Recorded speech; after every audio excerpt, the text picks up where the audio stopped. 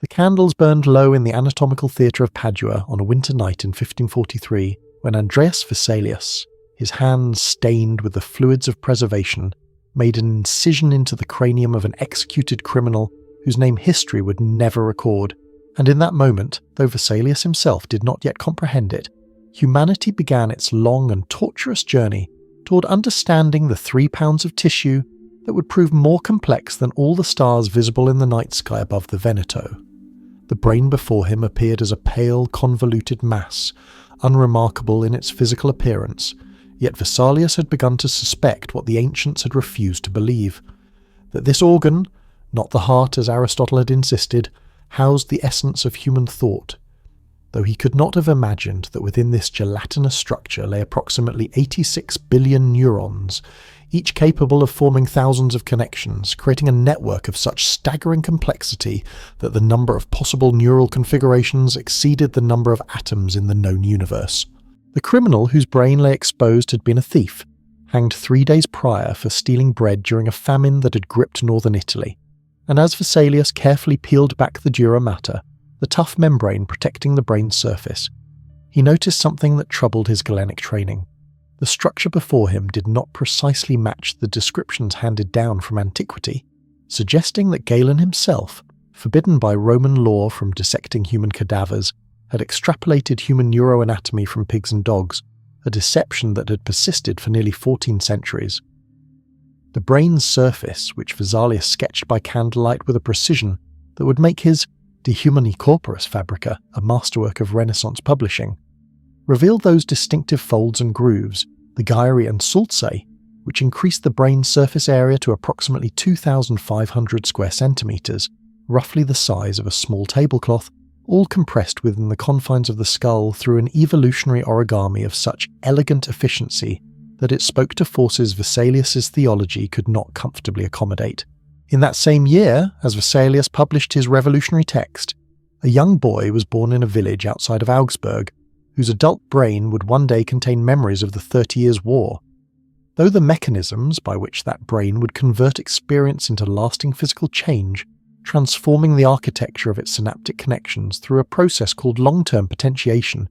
would remain mysterious for another 400 years,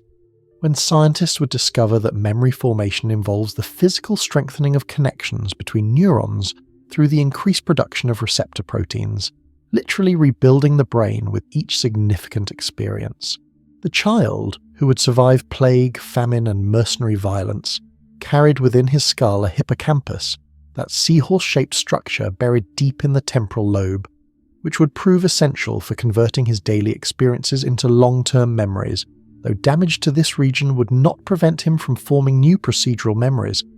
the kind that govern learned skills, revealing that the brain segregates different types of memory into distinct anatomical regions,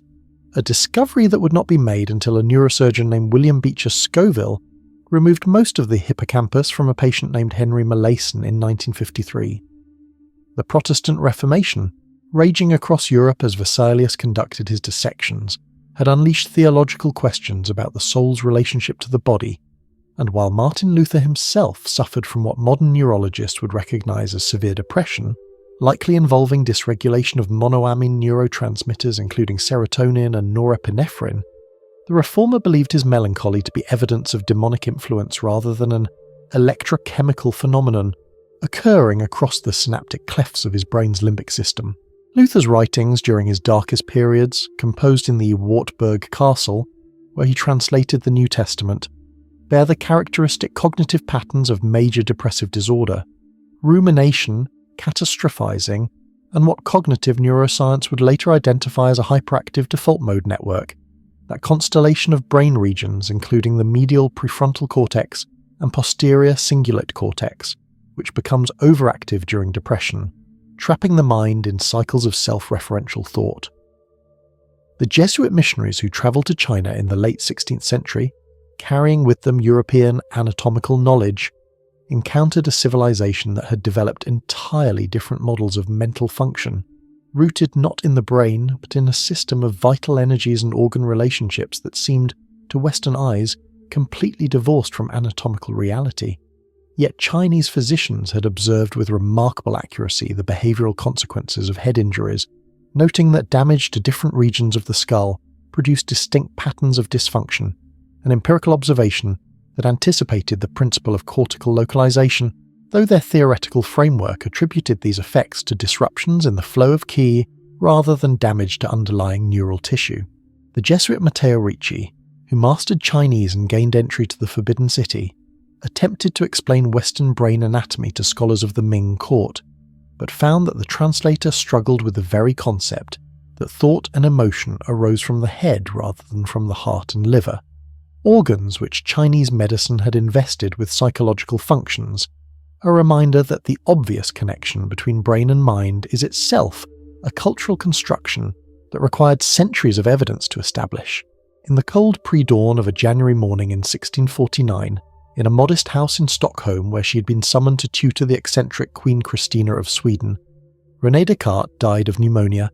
his final delirious words unrecorded, his brain already beginning the process of autolysis, that self-digestion which begins minutes after death as cellular mechanisms fail, and enzymes that once maintained life begin to dismantle the very structures they had sustained.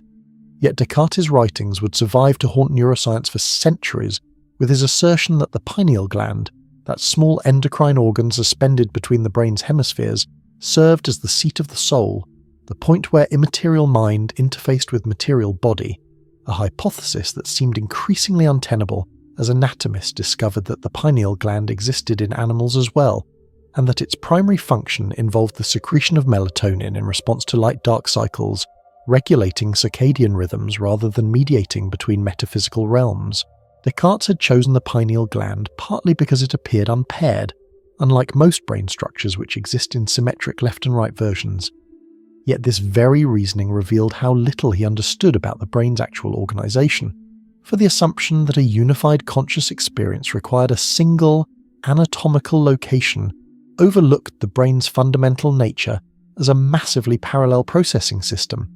with consciousness emerging not from any single structure, but from the coordinated activity of billions of neurons distributed across multiple brain regions. The scientific instruments of Descartes' era could not detect the tiny electrical currents flowing through neural tissue, but in the University of Bologna in 1780, Luigi Galvani's wife Lucia noticed that a dissected frog's leg twitched when touched with a metal scalpel during a lightning storm, an observation that led her husband to a series of experiments demonstrating that electricity could stimulate muscle contraction, though Galvani incorrectly believed that the electricity was generated by the animal's tissues themselves rather than by the interaction of dissimilar metals. The controversy between Galvani and Alessandro Volta over the nature of animal electricity was conducted through published letters and public demonstrations, a scientific dispute that coincided with the French Revolution. And while the revolutionaries were discovering that the guillotine's severed heads retained consciousness for perhaps 15 to 30 seconds after decapitation, enough time for several heartbeats and for the blood oxygen in the brain to support a final, terrifying moment of awareness, Galvani was establishing the foundational principle that nerves operate through electrical signaling, though he could not have known that these signals involved the movement of ions across neural membranes through protein channels so precisely regulated that they can discriminate between sodium and potassium ions, atoms that differ by only a single proton. The guillotined heads, objects of macabre fascination during the Terror, provided gruesome evidence of brain function, as witnesses reported that eyes moved and lips appeared to form words in the seconds after severing. Observations that we now understand reflect the fact that neurons can continue firing briefly after decapitation, drawing on residual oxygen and glucose stores, though the experience of the victim in those final moments remains one of neuroscience's most disturbing unknowns, complicated by the question of whether the massive trauma and sudden blood pressure drop might produce immediate unconsciousness, despite the presence of ongoing neural activity. The physician Jean-Baptiste Vincent Laborde conducted experiments in 1884 on the heads of executed criminals, attempting to stimulate facial muscles with electricity at precisely measured intervals after death, recording the diminishing responsiveness as the tissue died, work that would be considered monstrously unethical by modern standards, but which contributed to understanding how rapidly brain function deteriorates without oxygen, a question with profound implications for modern resuscitation medicine. which has established that brain damage from oxygen deprivation begins within 4 to 6 minutes of cardiac arrest, though hypothermia can extend this window considerably, as demonstrated by cases of people surviving more than an hour underwater in ice-cold water. Franz Joseph Gall, born in 1758 in the German village of Tiefenbronn, developed an obsessive interest in the relationship between skull shape and mental faculties, supposedly beginning when he noticed as a schoolboy that classmates with prominent eyes seemed to have better verbal memory, a casual observation that metastasized into an elaborate pseudoscientific system called phrenology, which proposed that the brain consisted of 27 discrete organs, each corresponding to a specific mental faculty, and that a person's psychological profile could be determined by measuring the bumps and depressions of their skull. Gall's fundamental insight, that different brain regions serve different functions, was correct and represented a major advance over the prevailing view that the brain operated as an undifferentiated whole, but his specific map of mental faculties, which included organs for destructiveness, veneration, and philoprogenitiveness, the love of offspring, had no empirical basis, and his assumption that skull contours reflected the underlying brain tissue was neuroanatomically naive, ignoring the fact that the skull's shape is determined primarily by genetic and developmental factors unrelated to the brain's detailed structure.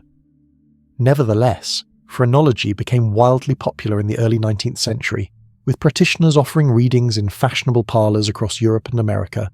and while scientists eventually rejected it, phrenology's cultural impact lingered in the public imagination's association of forehead height with intelligence, a myth that would later be weaponized by racial pseudoscience, demonstrating how scientific-sounding theories about the brain can be deployed in the service of oppression. The Gold Rush era brought thousands of fortune seekers to California, and among them was Phineas Gage, a railroad construction foreman whose name would become neuroscience's most famous case study, when, on September 13, 1848, a tamping iron blasted through his left frontal lobe, entering below his cheekbone and exiting through the top of his skull,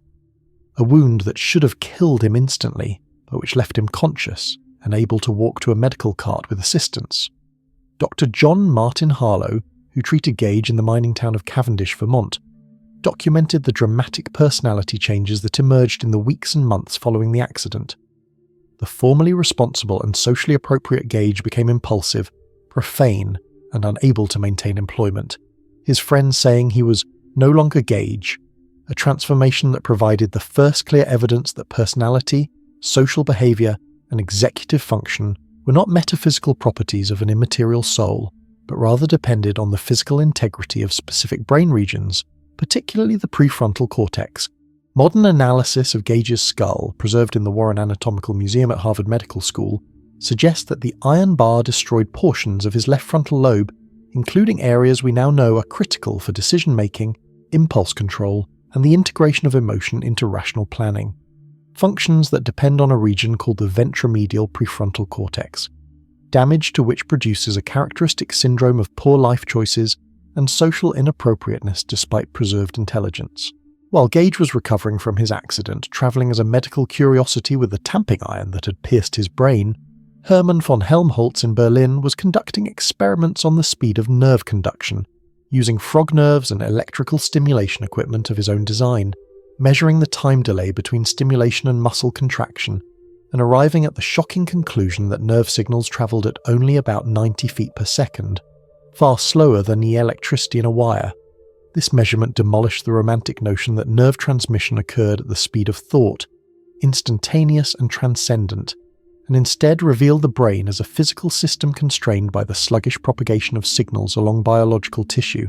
a limitation that would eventually be explained by the action potential, that characteristic electrical pulse that travels along nerve axons through the sequential opening and closing of voltage-gated ion channels, a process that is remarkably slow compared to electronic computation, but which achieves its power through massive parallelism, with billions of neurons processing information simultaneously. The implications troubled even Helmholtz himself, for if thought was merely the slow electrochemical processing of signals in brain tissue, what became of human freedom, consciousness, and the soul? The American Civil War, raging from 1861 to 1865, produced terrible head wounds from mini balls and artillery fragments, and the Union Army surgeon Silas Weir Mitchell documented cases of soldiers with penetrating brain injuries who survived with specific cognitive deficits, including a soldier who lost the ability to recognize faces after a bullet destroyed a portion of his right temporal and occipital cortex, a condition that would later be named prosopagnosia. Mitchell's observations, published in his 1864 book Gunshot Wounds and Other Injuries of Nerves, included detailed descriptions of phantom limb pain, that mysterious phenomenon in which amputees feel vivid sensations, often painful, in body parts that no longer exist, experiences that seem to defy the logical assumption that pain must originate from tissue damage at a specific body location, but which we now understand arise from neuroplastic changes in the somatosensory cortex, the brain region that maintains a distorted map of the body surface, with the representation of the amputated limb persisting and sometimes even invading territory normally devoted to adjacent body parts, such that touching a person's face might produce sensations seemingly arising from a missing arm, a phenomenon that reveals the brain's body map as a dynamic construction rather than a fixed anatomical given. In the Salpêtrière Hospital in Paris, a massive complex that had once served as a gunpowder factory before being converted to house thousands of impoverished and mentally ill women,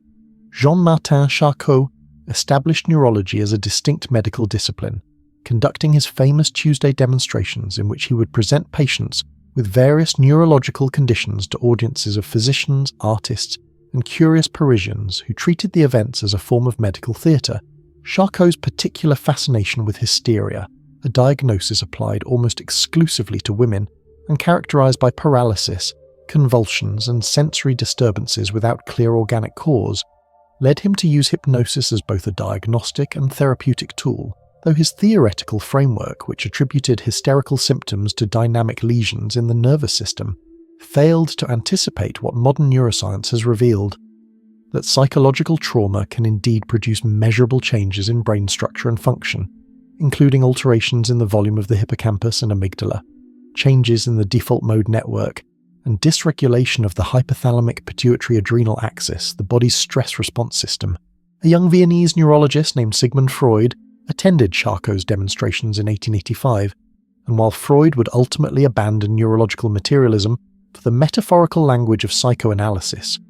his early work reveals his training under Charcot and his initial ambition to explain mental phenomena in terms of neural networks and energy flows, an approach he abandoned as impossibly complex given the scientific tools available, though one that neuroscience has returned to in recent decades with the rise of computational psychiatry and the recognition that mental disorders involve disruptions in specific neural circuits. The late 19th century witnessed an explosion of microscopic techniques, including Camillo Golgi's revolutionary silver staining method, discovered almost accidentally in 1873, when Golgi, working in a poorly equipped laboratory in a small Italian hospital, treated brain tissue with potassium dichromate and silver nitrate, finding that the technique randomly but beautifully stained individual neurons in their entirety, revealing for the first time the elaborate dendritic arbors and axonal projections that had been invisible to earlier observers. Santiago Ramón y Cajal, a Spanish scientist who had initially trained as an artist before turning to medicine, encountered Golgi's staining technique in 1887 and became obsessed with mapping the brain's neural architecture, producing hundreds of exquisitely detailed drawings that remain scientifically accurate today, revealing neurons as discrete individual cells rather than as parts of a continuous network, a concept that became known as the neuron doctrine, the rivalry between Golgi, who maintained that the nervous system was a continuous syncytium, and Ramón y Cajal, who insisted on the individuality of neurons, culminated in both men receiving the Nobel Prize in 1906, where they delivered acceptance speeches that directly contradicted each other, a scientific dispute that would ultimately be resolved in Cajal's favour only when electron microscopy definitively revealed the synaptic cleft, that 20-nanometer gap between neurons across which chemical signals must diffuse, confirming that neurons are indeed separate entities that communicate through specialised junctions. Ramón y Cajal's observations of developing brain tissue led him to propose that neuronal connections were not fixed but could be modified by experience, an idea he called neuronal plasticity, though it would take nearly a century before this concept was fully accepted,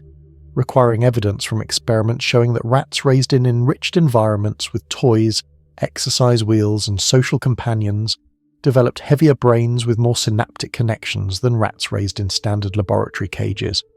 a finding that demolished the prevailing assumption that adult brain structure was fixed and immutable. The implications rippled through neuroscience. If experience physically remodels the brain, then every conversation, every book, every trauma and triumph literally reconstructs the organ of consciousness, carving neural pathways and pruning others in a continuous process of experience-dependent development that extends from the womb to the grave. Though the rate and extent of plasticity decline with age, as the brain's molecular environment becomes less permissive for structural change, a process involving the accumulation of perineuronal nets, extracellular metric structures that stabilize synaptic connections, but also limit the brain's capacity for reorganization.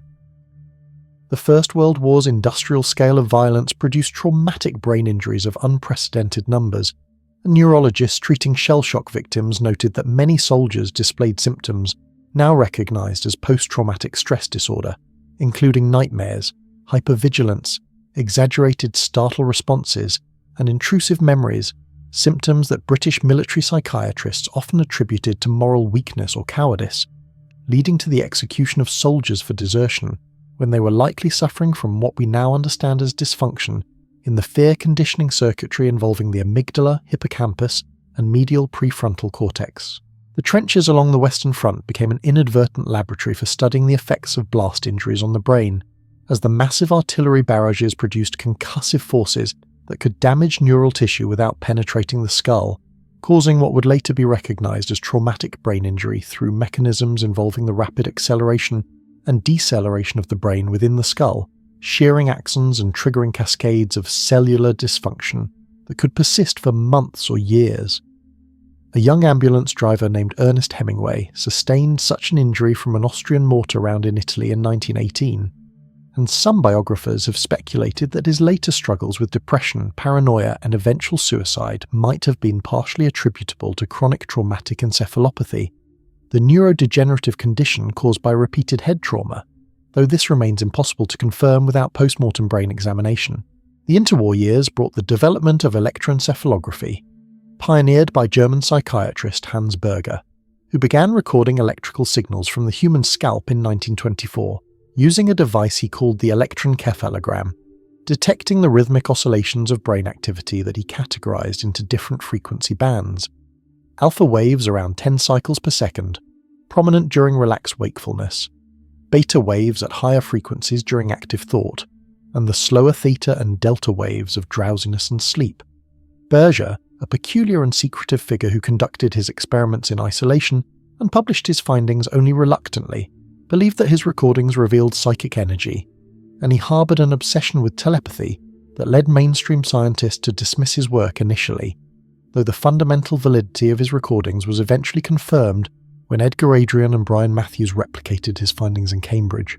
The discovery that the brain's electrical activity fell into distinct patterns, corresponding to different mental states, opened entirely new approaches to studying consciousness, sleep, and neurological disorders, revealing that epileptic seizures involve synchronized hyperfiring of large populations of neurons, visible on EEG as characteristic spike and wave discharges, and that sleep itself consists of multiple distinct stages, including rapid eye movement sleep during which the brain's electrical activity paradoxically resembles waking consciousness, even as the sleeper remains profoundly unconscious, and most muscles are paralyzed to prevent the acting out of dreams. The Second World War brought neuroscience under the banner of military necessity, as governments sought to understand how soldiers could be made more effective fighters, how psychological warfare might break enemy morale, and how brain injuries might be repaired, leading to research programs that range from the scientifically productive to the ethically catastrophic, including Josef Mengelé's horrific experiments on concentration camp prisoners, which produced no scientific knowledge of value but revealed how easily medical ethics collapse under totalitarian ideology.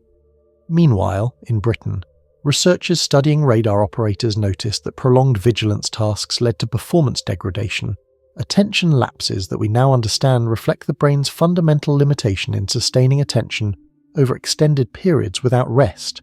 a constraint arising from the depletion of neurotransmitters, the accumulation of adenosine that promotes sleepiness, and the dynamics of neural networks that cannot maintain high firing rates indefinitely without entering states of reduced responsiveness. The development of amphetamines as military stimulants, used extensively by all sides during the war to keep soldiers, pilots, and factory workers alert during extended operations, demonstrated that chemical manipulation of neurotransmitter systems could temporarily override the brain's natural limitations, though at the cost of eventual crash and potential addiction, as amphetamines work by triggering the massive release of dopamine and norepinephrine, while also blocking their reuptake, flooding synapses with these stimulating neurotransmitters, but depleting the brain's reserves and leading to tolerance as neurons down-regulate receptors in response to the artificial surfeit of signalling molecules. In a Montreal operating room in 1951, neurosurgeon Wilder Penfield, treating a patient with epilepsy by removing damaged cortical tissue, electrically stimulated the surface of the exposed brain, which lacks pain receptors and can be probed while the patient remains conscious under local anesthesia, and discovered that stimulating specific points on the temporal lobe triggered vivid memories, one patient suddenly hearing a mother calling her child, another experiencing a melody she'd heard years before, experiences so real that patients insisted they were not remembering but actually reliving past moments. Penfield's observations suggested that memories might be stored in specific cortical locations like files in a cabinet, but subsequent research has revealed a more complex picture. Memories are not stored in single locations, but rather distributed across neural networks with different aspects of a memory, its visual components, emotional tone, spatial context, and semantic meaning, processed and stored in different brain regions, then reconstructed during recall through the coordinated reactivation of these distributed patterns, a process vulnerable to distortion, which explains why eyewitness testimony can be profoundly unreliable and why people can develop detailed memories of events that never occurred when exposed to suggestive questioning, as demonstrated by Elizabeth Loftus's research on false memory implantation.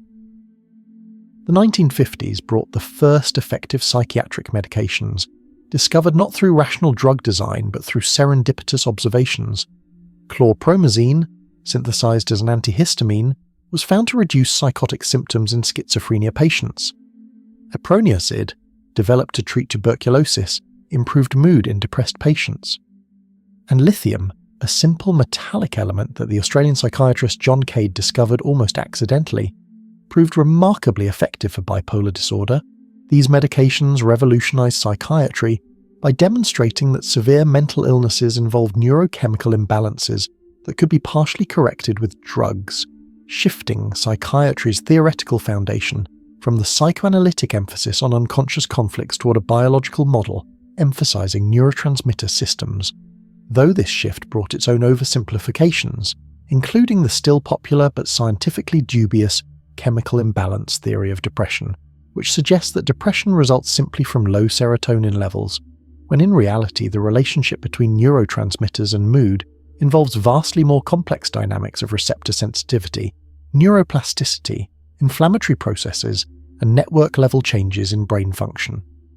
The revolution in psychopharmacology demonstrated that consciousness, emotion, and personality are not ethereal properties immune to chemical influence, but rather emerge from molecular processes that can be altered by compounds that cross the blood-brain barrier and bind to specific receptor proteins.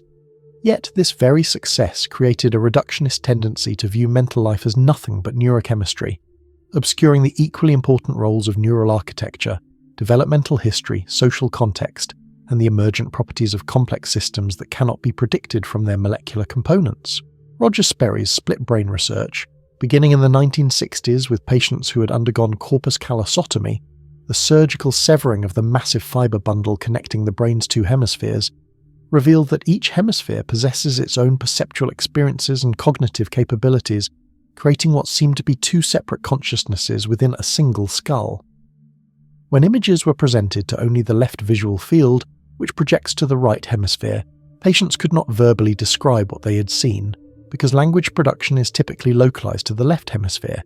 yet they could draw the object with their left hand, controlled by the right hemisphere, demonstrating that the right hemisphere had perceived and could act on information despite lacking access to the language systems needed to describe it verbally. These experiments raise profound philosophical questions about the unity of consciousness and personal identity. If surgical disconnection of the hemispheres creates two separate centers of awareness, were they already separate before surgery, but coordinated so seamlessly that they created the illusion of unified experience? Or does consciousness itself somehow emerge from the integrated activity of both hemispheres, such that severing their connection creates two minds where there had been one? The split brain research suggested that our intuitive sense of being a single, unified self might be a construction, a narrative that the brain's left hemisphere generates to explain behavior and sensory input,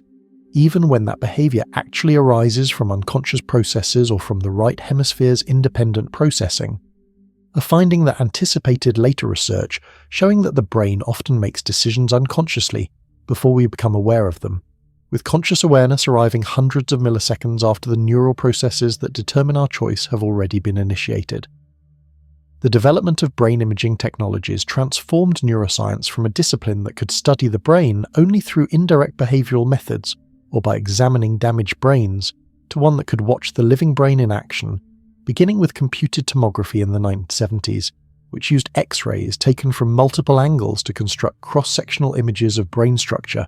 allowing doctors to visualize tumors, bleeding, and strokes in living patients. Magnetic resonance imaging, developed in the 1980s, provided even more detailed structural images without ionizing radiation, using powerful magnetic fields to align the nuclear spin of hydrogen atoms, then detecting the radio frequency signals emitted as those atoms returned to their baseline state.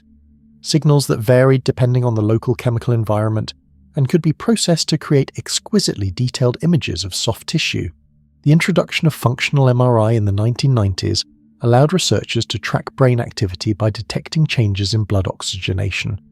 based on the principle that active neurons consume more oxygen and that the brain responds by increasing local blood flow, overshooting the actual oxygen demand and creating a transient increase in oxygenated hemoglobin, which has different magnetic properties than deoxygenated hemoglobin, producing a detectable signal change.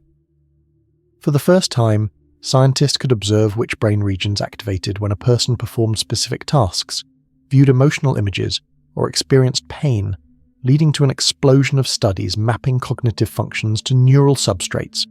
though the technology's limitations, including its poor temporal resolution and the complexities of interpreting correlation as causation, led to some overreach, with researchers producing colourful brain scans supposedly showing the neural bases of love, morality, religious experience and political affiliation,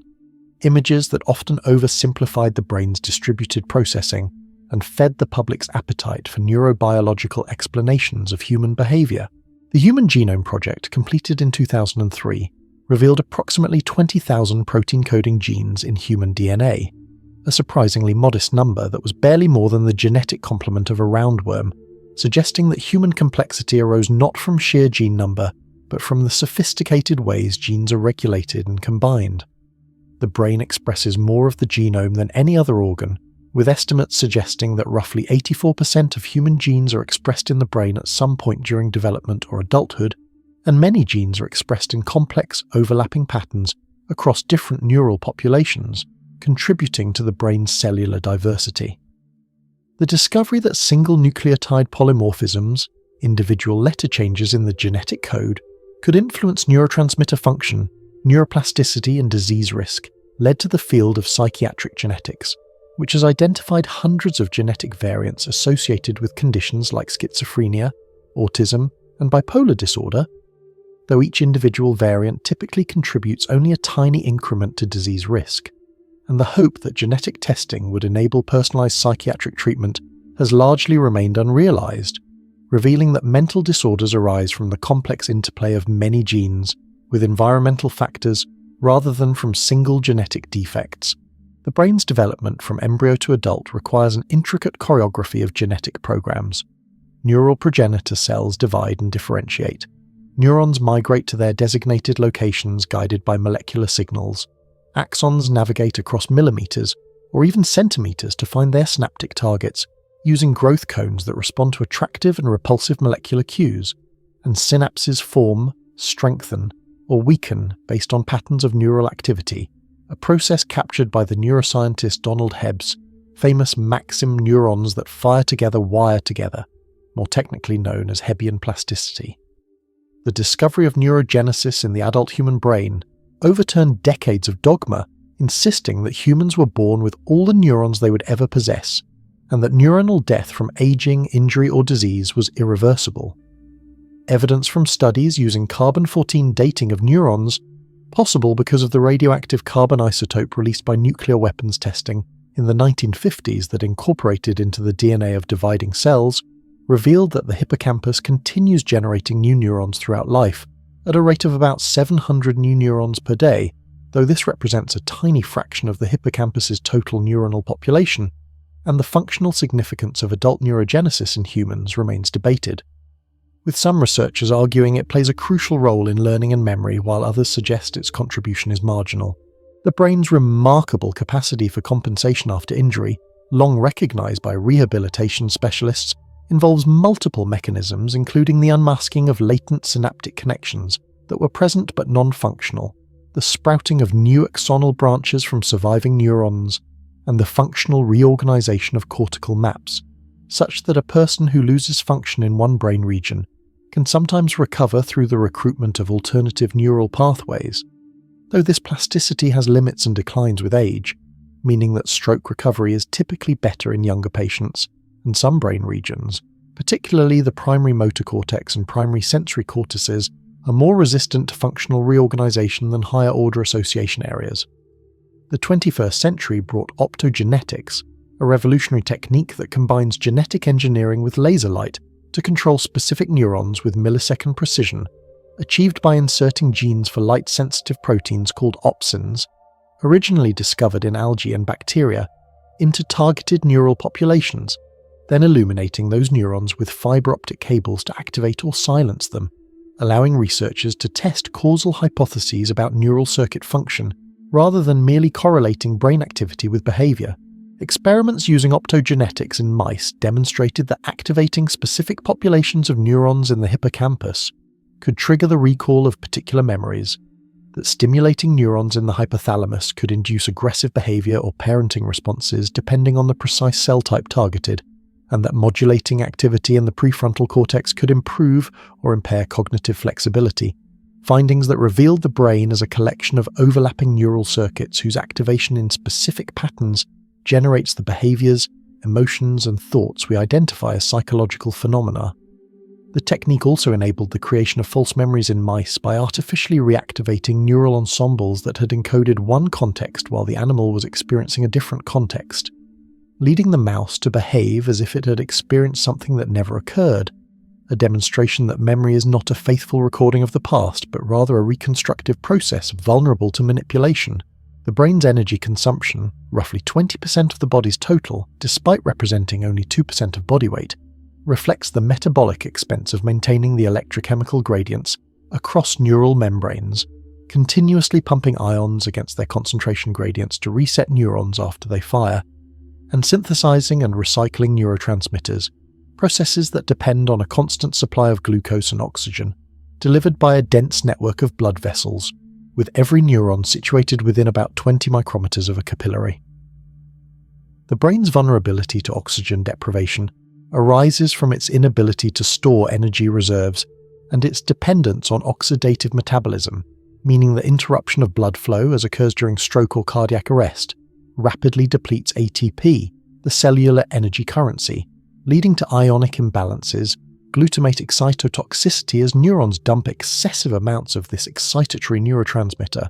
calcium overload that triggers destructive enzymatic cascades, and ultimately cell death through necrosis and apoptosis. The blood-brain barrier, formed by specialized endothelial cells that line brain capillaries and are connected by tight junctions that prevent most substances from diffusing between cells, protects the brain from pathogens and toxins circulating in the blood, but also poses a major obstacle for drug delivery, as most psychiatric medications must be small and lipophilic enough to cross this barrier,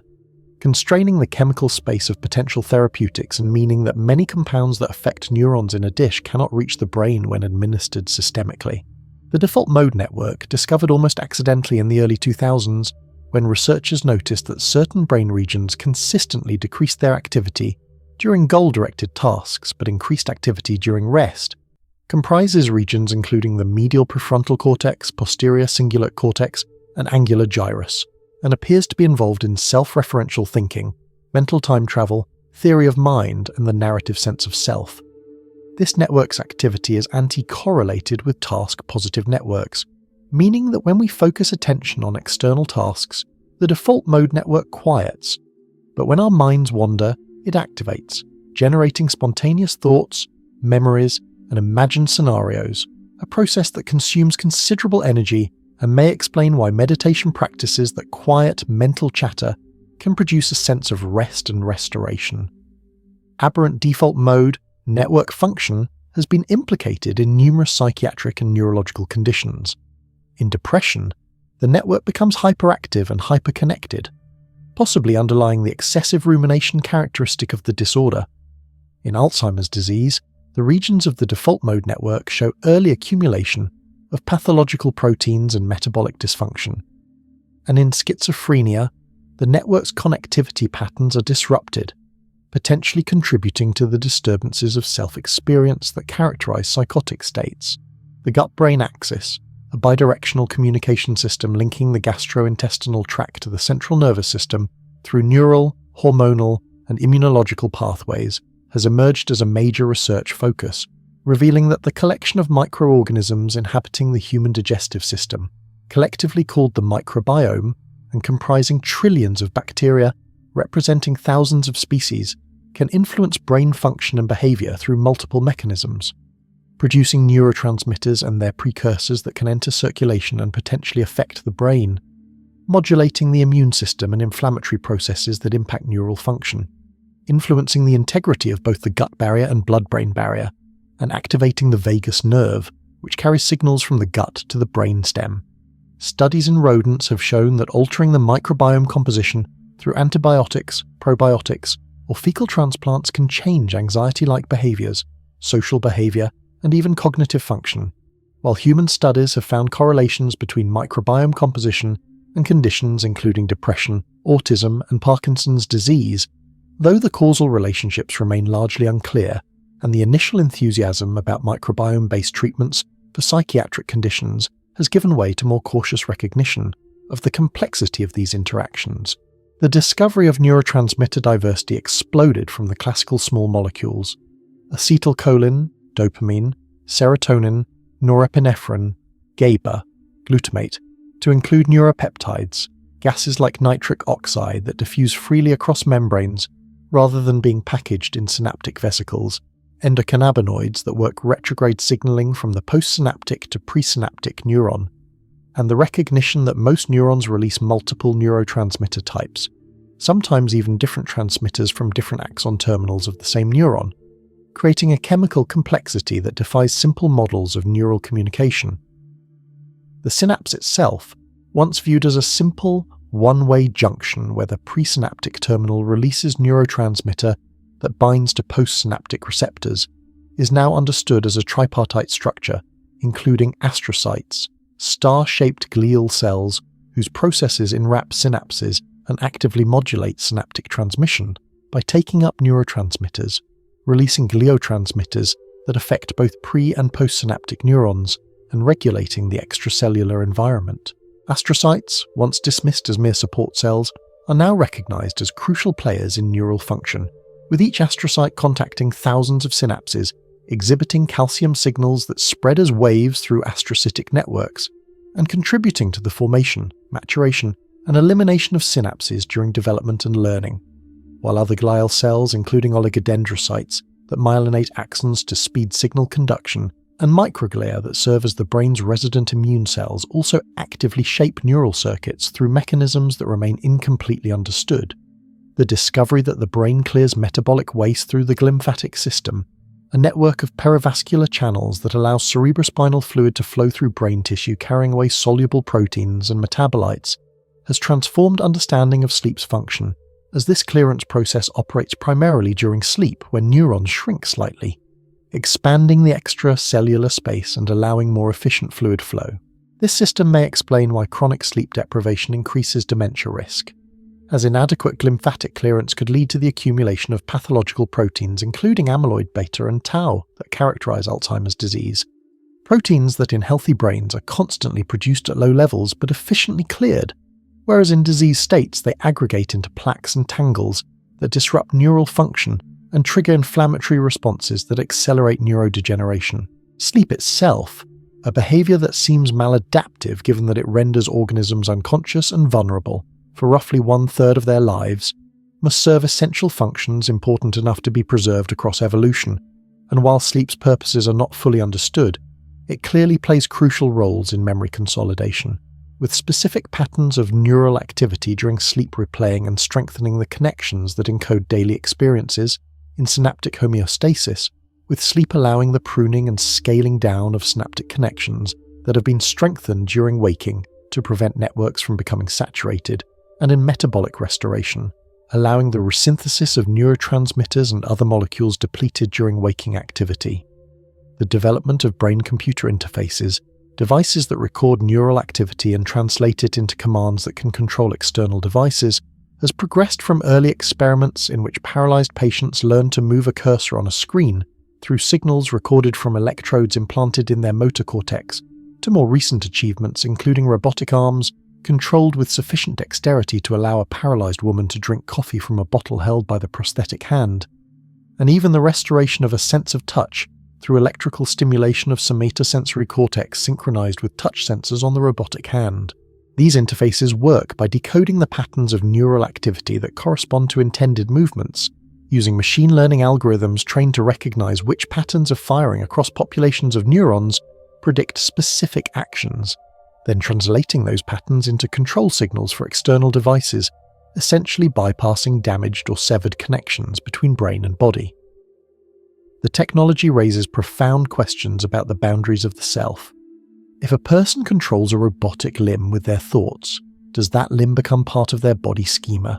the brain's internal model of the body's configuration and capabilities? And if so, at what point does a technological prosthesis transition from being a tool to being a part of one's body? A question that neuroscience has begun to address by showing that the brain's body representations are indeed malleable, as demonstrated by experiments with the rubber hand illusion, in which synchronous stroking of a person's hidden real hand and a visible rubber hand can lead to the incorporation of the rubber hand into the body schema, accompanied by measurable changes in skin temperature and proprioceptive perception. The challenge of consciousness, the fact of subjective experience itself, remains neuroscience's deepest mystery. For while we can map which brain regions activate during conscious perception versus subliminal processing, identify neural signatures that distinguish conscious from unconscious states, and manipulate consciousness through anesthesia, sleep, meditation, or brain stimulation, we have not explained how or why the firing of neurons gives rise to the qualitative character of experience, the redness of red, the painfulness of pain, what philosophers call qualia. Some neuroscientists, including Francis Crick and Christoph Koch, propose that consciousness arises from specific neural mechanisms, such as synchronized gamma frequency oscillations binding together information processed in different brain regions, while others, like Giulio Tononi, have developed mathematical theories proposing that consciousness corresponds to integrated information with the level of consciousness in a system proportional to the amount of information generated by the system as a whole, beyond what is generated by its parts. These theories remain controversial and difficult to test, partly because we lack any objective measure of consciousness beyond behavioral reports, which are unavailable from animals, infants, and patients with disorders of consciousness, forcing researchers to infer conscious states from neural activity patterns, while acknowledging the philosophical possibility that such patterns might correlate with consciousness without constituting it. The hard problem of consciousness, as philosopher David Chalmers termed it, asks why there is something it is like to be a conscious creature, rather than all information processing occurring in the dark, a question that may lie beyond neuroscience's methodological reach, or which may dissolve once we fully understand the brain's mechanisms, depending on one's philosophical commitments. The continuing revelations of neuroscience, from the discovery of place cells and grid cells that form the brain's GPS system, to the identification of specific neurons in the temporal lobe that respond selectively to highly specific concepts like Jennifer Aniston or the Sydney Opera House, to the demonstration that the brain predicts sensory input rather than passively receiving it, constantly generating models of the world and updating them based on prediction errors, have progressively demystified mental life while somehow deepening rather than diminishing its wonder. For each answer generates new questions, and the brain has revealed itself as more strange, more intricate, and more capable than early anatomists dissecting criminal cadavers by candlelight could have imagined. An organ that contains within its 3 pounds of tissue the capacity to model the universe, to generate mathematics and music, to experience love and existential dread, and to study itself, the only known structure in the cosmos capable of understanding its own existence. A recursive loop of matter, examining matter, neurons firing in patterns that somehow give rise to the experience of being, the sense that there is someone here, looking out through these eyes, listening to these words, contemplating the strange fact of consciousness and wondering how a biological machine, shaped by evolutionary forces operating over millions of years, constrained by thermodynamics and biochemistry, and the speed of ion channels opening and closing, could possibly generate the rich, seemingly immaterial stream of inner life that we each experience but cannot fully share, cannot prove exists in others except through analogy to our own case, and cannot explain despite centuries of investigation. The neuroscience of the 21st century, armed with technologies that would seem like sorcery to earlier generations, continues to map the brain's territories, identifying new cell types through single-cell RNA sequencing that reveals hundreds of distinct neuronal subtypes based on their genetic expression, profiles, tracing the connectome with electron microscopy and viral traces that map every synaptic connection in small animals and specific circuits in larger brains, and manipulating neural activity with ever greater precision through techniques like focused ultrasound stimulation and molecular tools that respond to magnetic fields or infrared light. Each new finding adds detail to our understanding of how specific neural mechanisms support specific mental functions, from the role of theta oscillations in coordinating the encoding of sequential information in episodic memory, to the function of the claustrum, a mysterious thin sheet of neurons beneath the cortex that receives input from and sends output to nearly every cortical region and may play a role in coordinating conscious experience, to the mechanisms by which psychedelic drugs like psilocybin and LSD increase brain network flexibility by stimulating serotonin 2A receptors, temporarily disrupting the brain's normal hierarchical organization and allowing unusual patterns of communication between regions that don't typically interact, changes that may explain both the perceptual distortions and the reportedly therapeutic effects of these substances for conditions like depression and addiction,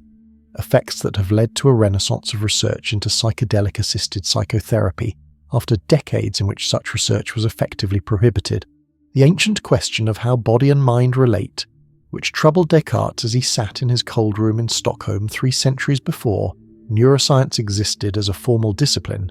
has been answered in one sense and deepened in another, for we now know with certainty that mental life depends absolutely on the physical brain, that damage to neural tissue damages mind, that chemicals that bind to receptors alter consciousness, that genes and early experience sculpt personality and cognitive capacity, yet the explanation of how electrical and chemical signaling in neural tissue becomes transformed into subjective experience remains elusive,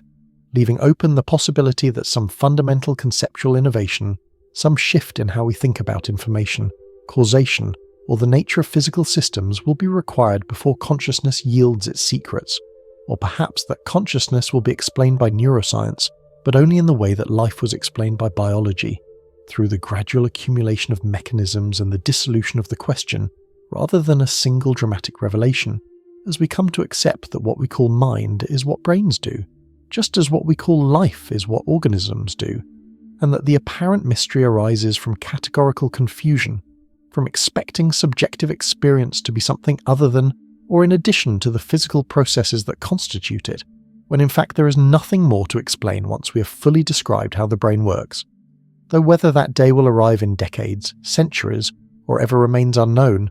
and the brain continues its work, moment by moment, firing action potentials, releasing neurotransmitters, adjusting synaptic weights, maintaining the delicate electrochemical gradients that separate life from death, thought from silence, you from the void, all of it so fragile and yet remarkably robust, this 3-pound universe that contains all you know and are, built from the same atoms as rocks and rivers, but arranged in a pattern of such improbable complexity that it wakes up, looks around, and asks why.